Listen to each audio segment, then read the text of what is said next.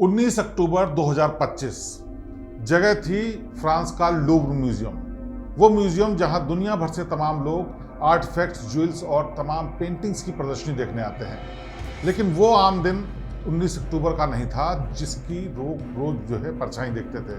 यानी लोग जिस तरह से सामान्यतः रोज देखने के लिए आते थे उससे एकदम अलग दिन था, क्योंकि आज यहाँ पर कुछ ऐसा होने वाला था जो इतिहास के पन्नों में ऐसे दर्ज होने वाला था कि हमेशा के लिए लोग याद रखने वाले थे। खास बात यह नहीं कि उस दिन कोई घटना घटने वाली थी, खास बात यह कि यहाँ जो कुछ भी होने वाला था वो 4-5 मिनटों में होने वाला था, कैमरों की नज़र में होने वाला था, सैकड़ों सिक्योरिटी के लोगों की नज़रों के सामने होने वाला था। लेकिन हैरानी ये कि कोई कुछ नहीं कर सकता था।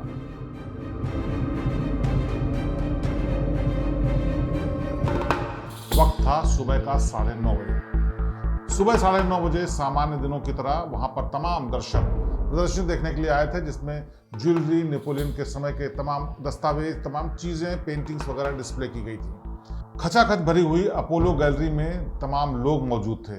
वो तमाम आर्टिफैक्ट्स को निहार रहे थे, इस बात से अनजान कि चंद मिनटों के बाद यहाँ पर कुछ ऐसा होने वाला है जिसे वो उम्र भर याद रखेंगे। इसी बीच एक हलचल होती है सड़क पर। चूंकि म्यूजियम एक बहुत बड़े पैलेस में बना हुआ है और इसको कन्वर्ट करके इस रूप में लाया गया था, पहले ये महल था, इसीलिए तमाम दरवाजे, खिड़कियां उसी वक्त के साइज और डिजाइन के हिसाब से हैं।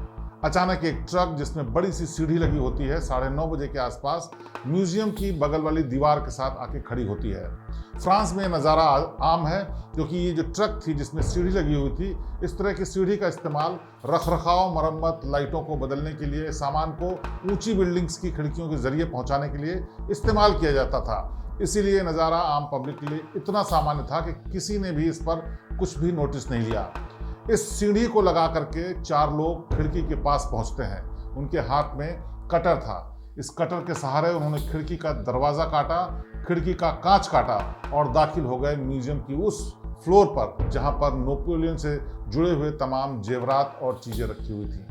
अभी कोई कुछ समझ पाता इससे पहले ही वो लोग सीधे उस हॉल में पहुंच गए, यानी अपोलो गैलरी के उस बड़े हॉल में जहां पर ये चीजें सारी डिस्प्ले में रखी हुई थी।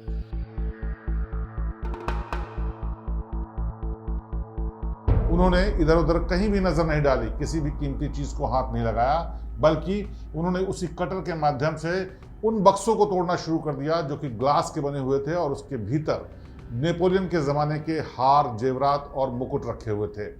2 से 3 मिनट के भीतर उन शीशों को तोड़ करके उन लोगों ने फौरन ही उसके भीतर रखे हुए गहने निकाले और खिड़की के रास्ते ही सीढ़ी से उतरते हुए नीचे पहुंच गए। ये सब कुछ, ये पूरी घटना, ये पूरा सिलसिला महज 4 मिनट तक चला। इस दौरान वहां पर तमाम सिक्योरिटी के लोग थे। उनको जब शक हुआ तो उन्होंने शोर मचाया और शोर मचाने की बजाय जो चोरी करने यानी डकैती करने लोग आए थे उनका पीछा करने की बजाय पब्लिक को बाहर निकालने की कोशिश करने लगे। उनको अलर्ट किया कि वहां से वो लोग बाहर निकल आए, क्योंकि उनको इस बात का अंदेशा था कि कहीं ऐसा ना हो कि कोई हथियार, कोई गन, कोई विस्फोटक के जरिए चोरी करने वाले लोग दर्शकों को नुकसान पहुंचा दें। ये सामान्य प्रोटोकॉल है कि जब भी कोई ऐसी घटना हो तो सबसे पहले दर्शकों यानी आम पब्लिक की सुरक्षा की चिंता की जानी चाहिए। इसीलिए सिक्योरिटी के लोगों ने कोई पीछा नहीं किया न चोरों का, न ये समझने की कोशिश की कि उनके पास हथियार है या नहीं।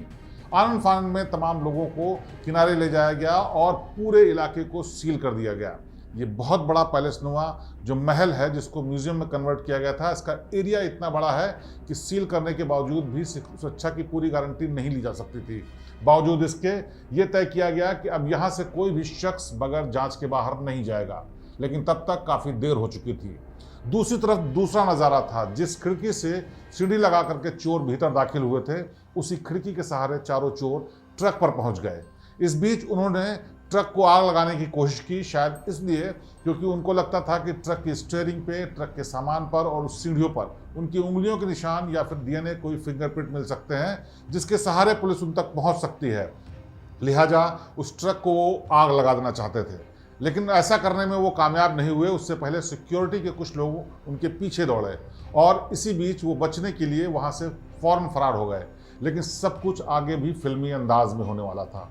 फिल्मी अंदाज में हम इसलिए कह रहे हैं क्योंकि इसके बाद जो हुआ वो भी कम हैरान करने वाला नहीं था।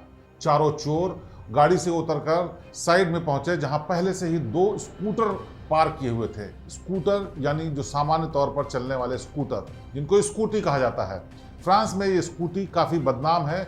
वजह उसकी ये है कि स्कूटी की स्पीड इतनी तेज़ है कि तंग गलियों में वो 180 की स्पीड में भी भागती है, और वही स्कूटी वहाँ पर पार्क थी।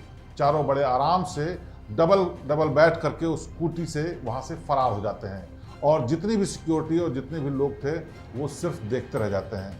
आम लोगों को इस बात का शक भी नहीं हुआ कि आखिरकार ये भागने वाले लोग थे कौन, या चोरी हुई है, या कोई ऐसी घटना हुई है, क्योंकि सब कुछ ऐसे सामान्य तरीके से हो रहा था जो कि किसी की भी नज़र में चढ़ने वाला नहीं था। खास बात यह भी कि इन लोगों ने वर्कर्स वाले कपड़े पहन रखे थे, पीले कलर के फ्लोरोसेंट जैकेट्स, जो कि आमतौर पर मेंटेनेंस वाले लोग पहनते हैं, जिनको देख करके लोगों को अंदाज़ा लग जाता है और कोई शक की गुंजाइश नहीं रहती है।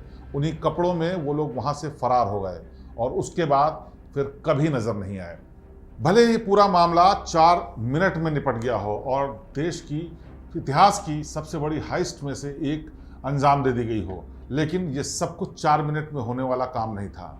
इसके पीछे थी बहुत बड़ी सोची समझी रणनीति, पूरी प्लानिंग और महीनों की मशक्कत। इसकी शुरुआत भी उस घटना के दिन से चंद दिनों पहले ही शुरू हो गई थी। 10 अक्टूबर को फ्रांस की उन्हीं गलियों के पास से इस ट्रक की चोरी हुई थी, जिसमें सीढ़ी लगी थी और मेंटेनेंस लिफ्ट के साथ मुस्तैद ये ट्रक गायब हो गया था। इसकी बाकायदा FIR भी लिखाई गई, लेकिन ये भी एक सामान्य घटना की तरह देखा गया, क्योंकि इन ट्रकों का इस्तेमाल फ्रांस में बहुत होता है और चोरी हो जाना भी आम बात थी। उसकी जांच चल रही थी, लेकिन किसी को ये नहीं अंदेशा था कि इस ट्रक का इस्तेमाल इतनी बड़ी चोरी में किया जाने वाला है। एक बात और, जिस वक्त ये चोर वहाँ से भाग रहे थे, अफरा तफरी में बचने के लिए या फिर समझिए वक्त बचाने के लिए इन लोगों ने जब वहाँ से कोशिश की भागने की, तो नेपोलियन के ज़माने का जो मुकुट था वो वहीं स्कूटी के पास गिर गया, जो कि डैमेज हुआ, बाद में सिक्योरिटी वाले लोगों को मिला। भले ही मुकुट वहाँ पर गिर गया, लेकिन तमाम और दूसरे जो बहुत बहुमूल्य चीज़ें थीं वो चोर अपने साथ ले जाने में कामयाब रहे। रिकॉर्ड्स के मुताबिक 8 चीज़ें, जिनमें हार, जिसमें नेकलेस, जिसमें चेन, जिसमें तमाम हीरे जवाहरात जड़े हुए थे, ऐसी चीज़ें वो लोग वहाँ से ले जाने में कामयाब रहे। ख़ास बात ये कि अभी तक इनका कोई सुराग नहीं मिला, और जानकार जो कि कानून के जानकार हैं और ऐसी चोरियों के जानकार हैं, उनका शक ये भी है कि शायद अब तक उनको अलग अलग करके कहीं बेचने की कोशिश भी शुरू कर दी गई हो। ख़ास बात यह है कि जब किसी भी म्यूज़ियम से या आर्ट गैलरी से कोई पेंटिंग चोरी होती है तो उसको मिलने की गुंजाइश फिर भी रहती है, क्योंकि जब भी उसको बेचने की कोशिश होती है तो वो साबुत बेची जाती है, यानी पूरी पेंटिंग को आप काट कर नहीं बेच सकते। लेकिन जब किसी जेवरात को बेचा जाता है तो उसके एक एक टुकड़े को अलग कर सकते हैं। उसमें हर धातु की अलग कीमत होती है, चाहे उसमें फिर मेटल लगा हुआ हो या फिर जेवरात हो, उन सबको अलग अलग करके बेचा जा सकता है। इसीलिए उनको पकड़ना, उनको रिकवर करना बहुत मुश्किल होता है। यहाँ तक कि उसके डिज़ाइन, उसको तराशने का तरीका, उनको इस्तेमाल करने के जो जेवरात होते हैं उनको भी बदला जा सकता है। इसीलिए इसके मिलने की गुंजाइश कम नज़र आ रही है। इस बीच जो फ्रांस की पुलिस है वो लगातार मैन हंट कर रही है, उन चोरों को तलाश करने की कोशिश कर रही है। 100 से ज़्यादा लोगों को टीम में लगाया गया है और अलग अलग जगहों पर छापेमारी भी की जा रही है, लेकिन अभी तक कोई भी ऐसा सबूत नहीं मिला है जिससे कहा जा सके कि उन चोरों का कोई ऐसा सुराग मिल गया है जिससे कि साफ हो सके कि आखिरकार इस घटना के पीछे कौन था, आखिरकार इन घटना के पीछे का मकसद क्या था और कौन कौन लोग इसमें शामिल थे। जानकारों का कहना है कि जिस तरह से इस घटना को अंजाम दिया गया, उसमें किसी न किसी अंदर के व्यक्ति के मिले होने की पूरी गुंजाइश है, क्योंकि चोरों को ये पता था कि कहाँ से एंट्री लेनी है, कितनी दूरी पर वो डिस्प्ले हो रहे हैं और किस तरह से उनको वापस आना है। लेकिन सबसे बड़ी खामी जो कि इस सबसे मशहूर म्यूजियम में थी, वो लोगों के सामने तब आई जब ये देश की और दुनिया की सबसे बड़ी चोरी अंजाम दे दी गई। और वो कमी थी कि इतने बड़े म्यूजियम में सिक्योरिटी के उन पुख्ता इंतज़ामों की कमी जो कि आमतौर पर लोग सोचते हैं कि होने ही चाहिए। जिस जगह पर ये चोरी की गई, जिस जगह पर वो डिस्प्ले के लिए वो बॉक्स रखे हुए थे, उस जगह पर केवल एक कैमरा ऐसा था जिससे इन लोगों का एक एंगल से फ़ोटो आया जिसमें चेहरा भी नहीं आया, जबकि ऐसे हॉल में कम से कम 100 कैमरे लगे होते हैं। लेकिन सिक्योरिटी के जो चीफ हैं उनका कहना है कि पिछले कई सालों से सिक्योरिटी की कमी को लेकर के चिट्ठियां लिखी जा रही थी, रिक्वेस्ट की जा रही थी, लेकिन उनकी मांगें नहीं सुनी गई। इसकी वजह से जो आउटडेटेड सिक्योरिटी थी वो ऐसी ही थी, लेकिन आम जनता को ये नहीं पता था। तो आखिरकार चोरों को कैसे पता चला, ये भी एक जांच का विषय है। खास बात यह कि चोर बगैर किसी हथियार के उसके भीतर घुसे थे, केवल उनके पास ग्लास कटर यानी जिसका इस्तेमाल उन्होंने खिड़की काटने के लिए किया था, ग्लास काटने के लिए किया था, शीशे का बॉक्स तोड़ने के लिए किया था, वही था, कोई हथियार नहीं था। जबकि ऐसी चोरियों में लोग हथियारों से लैस होकर के आते हैं, काफ़ी खून खराबा होने का भी अंदेशा रहता है। बावजूद इसके वो लोग पूरे इत्मीनान से, पूरी तैयारी से ऐसे आए थे कि जिससे उनको पहचाना ना जा सके, जिससे उनको इस बात की कोई चिंता भी नहीं थी कि आखिरकार अगर उनको पहचान लिया जाएगा तो क्या होगा, क्योंकि उनको लगता था कि अगर पहचाने जाएंगे तब भी पकड़े नहीं जाएंगे। इन सब बातों को देख करके जानकारों का ये भी मानना है कि पूरी प्लानिंग अंदर के लोगों के साथ मिलकर की गई होगी। और लूव्र म्यूजियम, जो कि फ्रांस का बहुत मशहूर और दुनिया का जाना माना संग्रहालय है, वो ऐसा नहीं है कि यहाँ पहली बार घटना हुई है। यहाँ पहले भी ऐसी घटनाएं हो चुकी हैं जिसमें चोरी की गई। ये बात और है कि इस चोरी के बाद वो चीज़ रिकवर भी कर ली गई। इससे पहले चोरी हुई थी 1911 में मोनालिसा की पेंटिंग की। मशहूर मोनालिसा की पेंटिंग यहाँ से चोरी हुई और आनंद फानंद में उसको ब्लैक मार्केट में पहुँचा दिया गया। लेकिन इटली में जहाँ पर उसको बेचने की कोशिश हो रही थी, वहाँ पर उन लोगों ने पुलिस को इतला कर दी और उसके बाद वो पेंटिंग 1913 में रिकवर कर ली गई। जिसने पेंटिंग को चोरी किया था उसका आरोप ये था कि फ्रांस ने इटली की ये पेंटिंग चुरा करके अपने पास रखी हुई है, इसीलिए वो अपने देश को लौटाना चाहता था, इसीलिए उसने चोरी की है।